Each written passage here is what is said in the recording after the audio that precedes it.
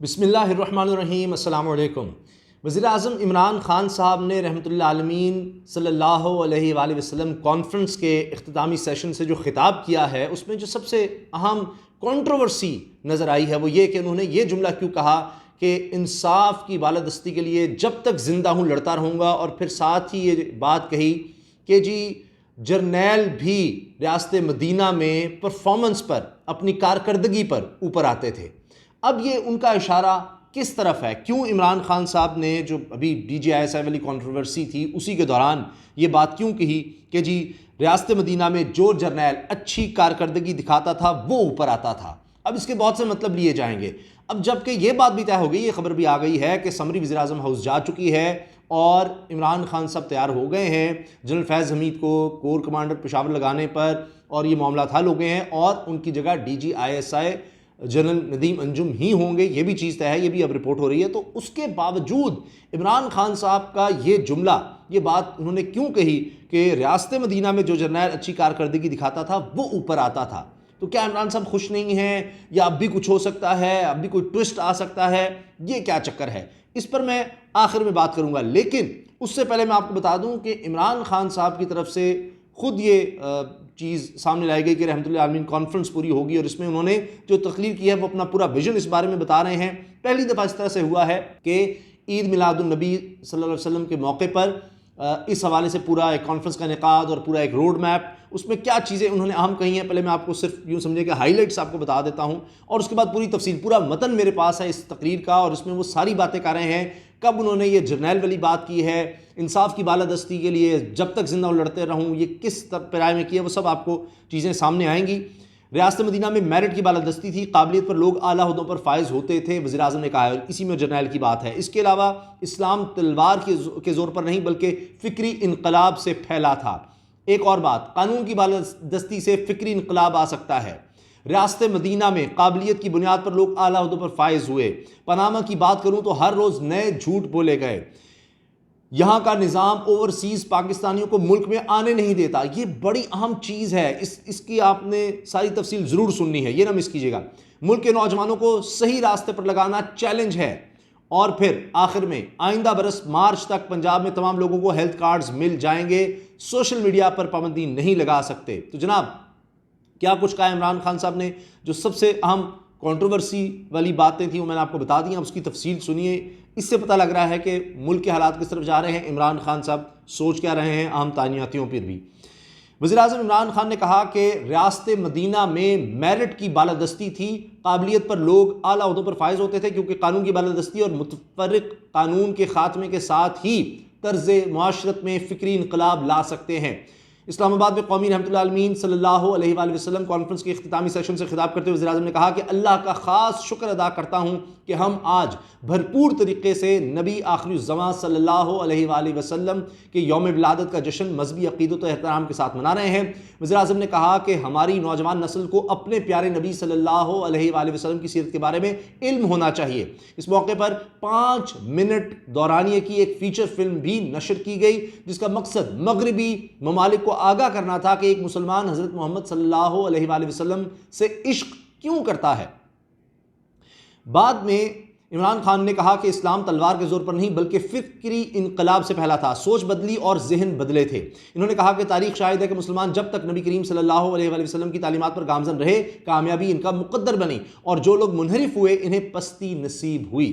इसी तरह मदीना की रियासत एक मॉडल बनी। वज़ीर-ए-आज़म इमरान खान ने कहा कि 3 साल इक़्तिदार में रहते हुए मुझे हैरत हुई कि अल्लाह ने पाकिस्तान को कितनी नेमतें बख्शी हैं, लेकिन हमें अपना रास्ता ठीक करना है, और इस कोशिश में मुझे और मेरी पार्टी को 25 साल हो गए हैं।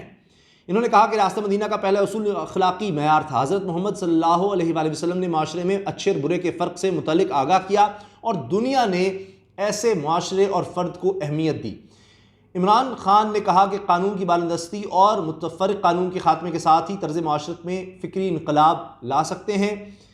इन्होंने कहा कि रियासत मदीना के अहम सतून में फ़लाही रियासत का तसव्वुर भी शामिल है। हज़रत मोहम्मद सल्लल्लाहु अलैहि वसल्लम ने दुनिया की पहली फ़लाही रियासत की बुनियाद रखी, और रियासत ने निचले तबके को बुनियादी हुकूक दिए, और इंसाफ और इंसानियत की बदौलत कौमें एक हो जाती हैं।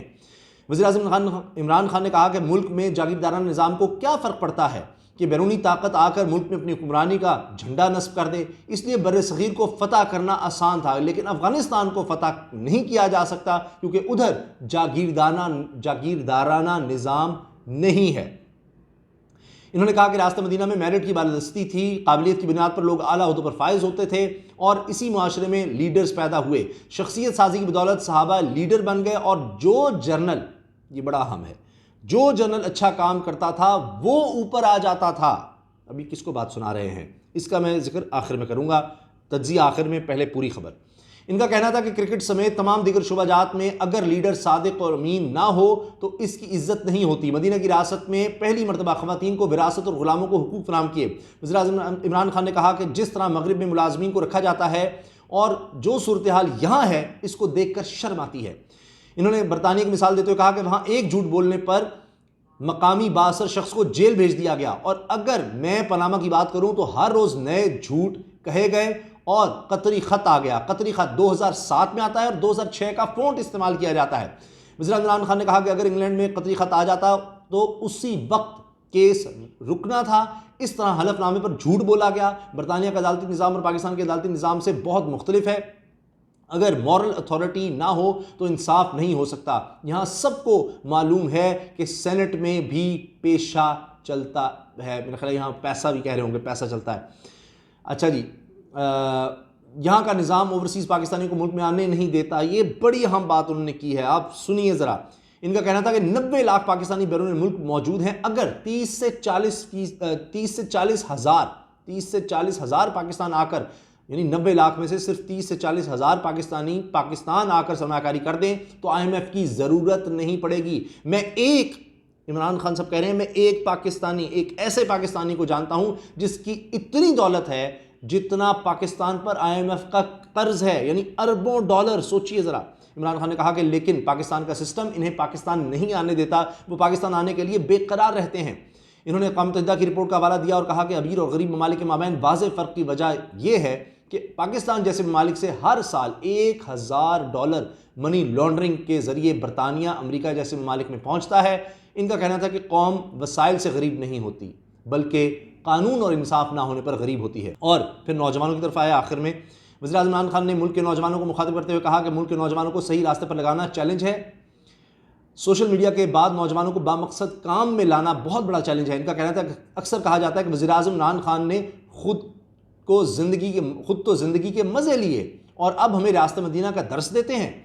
इन्होंने कहा कि रहमतुल्लाह आलमीन सल्लल्लाहु अलैहि वसल्लम अथॉरिटी का मकसद ये है कि नौजवान नस्ल को रास्ते मदीना के असूल बताए जाएँ, इन्हें नबी करीम सल्लल्लाहु अलैहि वसल्लम की उसवा हसना से मुतल्लिक़ आगाही दें। कम से कम हम नौजवानों को सही और गलत रास्तों की निशानदेही तो करवा सकते हैं। इमरान खान ने कहा कि जब तक जिंदा रहूँगा, ये जो मैंने शुरू में बताया था, जब तक जिंदा रहूँगा इंसाफ की बालादस्ती के लिए लड़ता रहूँगा। यानी वो अब कह रहे हैं जान की बाजी लगा देनी है इस चक्कर पे, जो मर्जी कर लो, इससे पीछे नहीं हटना। मेरी ज़िंदगी महज एक दायरे में नहीं है बल्कि हमारा मंशूर ही ये है और अथॉरिटी के ज़रिए हम रास्ता दिखाएंगे क्योंकि दीन में कोई ज़बरदस्ती नहीं है। वज़ीर-ए-आज़म ने कहा कि एहसास और कामयाब नौजवान प्रोग्राम के तहत नौजवानों को बेहतर मौक़े दिए जाएंगे ताकि ज़िंदगी के मैदान में खुद कुछ कर सकें, कर्ज़े बिला सूद होंगे। आइंदा बरस मार्च तक पंजाब में तमाम लोगों को हेल्थ कार्ड्स मिल जाएंगे। एक मुतवसत घर के पास 10 लाख रुपए का इलाज कराने की सहूलत होगी। गंदम पर सब्सिडी देंगे। वज़ीर-ए-आज़म ने इमरान खान ने कहा कि माशरे में रेप केसेस के वाक़यात में गैर मामूली इजाफा हो रहा है जो यकीनन एक बहुत बड़ा ख़तरा है। एक मरतबा फिर उन्होंने बरतानिया की मिसाल देते हुए कहा कि इस माशरे में फाशी बतदरीज मुतारिफ रह गई जिसका बराह रास्त असर उधर होने वाली शादियों और ख़ानदानी निज़ाम पर पड़ा और फिर जब वो निज़ाम बर्बाद हुआ तो हमें समझ आया कि पर्दे का तसव्वुर किसी भी माशरे में क्यों ज़रूरी है। आखिरी बात, वज़ीर-ए-आज़म इमरान खान ने कहा कि जो सकाफ़त बॉलीवुड से हॉलीवुड और इसके बाद पाकिस्तान पहुंच रही है, ये कल्चर हमारे ख़ानदानी निज़ाम को बर्बाद कर देगा। इन्होंने कहा कि बच्चों से मोबाइल फ़ोन नहीं ले सकते, सोशल मीडिया पर पाबंदी नहीं लगा सकते, लेकिन अपने बच्चों को मोबाइल के इस्तेमाल के मामले में इनकी तरबियत कर सकते हैं। स्कूल के अंदर 9वीं और 10वीं क्लास में सीरत नबी सल्लल्लाहु अलैहि वसल्लम में कोर्स शुरू किया है और इसकी मॉनिटरिंग की जाएगी। इनका कहना था कि आजकल टीवी पर ऐसे प्रोग्राम आ रहे हैं जिसके बारे में मुतअद्दिद शिकायत मौसूल होती हैं, इन्हें रोकना मुश्किल है। इमरान खान ने कहा कि रहमतुल्लाह आलमीन सल्लल्लाहु अलैहि वसल्लम के नाम पर स्कॉलरशिप दिए जाएंगे और बतदरीज इसका दायरा कार बढ़ाया जाएगा, इसको वुसअत दी जाएगी। तो ये जनाब इमरान खान साहब का पूरा खिताब था। अब मैं आखिर में मैंने जिस तरह से आपसे अर्ज़ किया था कि मैं इस पर तज्ज़िया दूंगा, क्योंकि अब ISI सरबराह का तकर्रुर समरी वज़ीर-ए-आज़म हाउस पहुँच गई है, तो फिर इमरान खान साहब ये क्यों कह रहे हैं कि जी जर्नैल वही ऊपर जाता था जो कारकर्दगी दिखाता था रियासत मदीना में भी, और इससे पहले हज़रत खालिद बिन वलीद रज़ी अल्लाह ताला अन्हु की मिसाल भी वो दे चुके हैं, उस पर भी लोगों ने बड़े तज्ज़िये दिए। मेरा ख़्याल ये है, आप मुझसे डिसएग्री कर सकते हैं, आप बताएं कि इमरान खान साहब ने ये इसलिए कह दिया कि जो बातें हो रही थी डिले क्यों हुआ, तो उस पर जवाब देने के लिए कि जी ये बड़ी कंट्रोवर्सी भी नहीं, क्योंकि चीज़ तो तय हो गई है, मामला तय हो गए हैं, मगर ये डिले हुआ, जो कम्युनिकेशन का मामला था या जो भी था, जो इमरान खान साहब को इतराज़ात थे, उस हवाले से वो बात कर रहे हैं, अपनी बात अब कहना चाह रहे हैं कि जी ये तो चलें, जो भी हुआ मामला सेटल हो गया, लेकिन कहीं कहीं इमरान खान साहब की मर्ज़ी के मुताबिक जो काम नहीं हुए और बाद में चले चीज़ें तय हुई, जिस तरह उन्होंने कहा कि जी एक वो मामले में कुछ टेक्निकल था प्रॉब्लम, वो हल कर लिया गया है, तो वो जो भी था, तो उसका एक समझ लें कि अंदर जो उनके था गुबार कह लें या जो भी उनके अंदर एहसासात थे, वो उन्होंने थोड़े से बाहर निकाले हैं, तो इस वजह से किया है। बाकी मेरा नहीं ख्याल कि अब इसमें कोई ऐसा मसला रह गया है या ये कहें कि जी सिविल मिलिट्री को डिवाइड रह गई है। बस जो उनका कोई दिल में बात थी वो उसको ज़रा सामने लाने के लिए उन्होंने ये बात कही है, बाकी चीज़ें सेटल्ड हैं। आप इमरान खान साहब से कितना एग्री करते हैं, अपनी राय का इज़हार ज़रूर कीजिएगा कमेंट सेक्शन में। अल्लाह हाफ़िज़।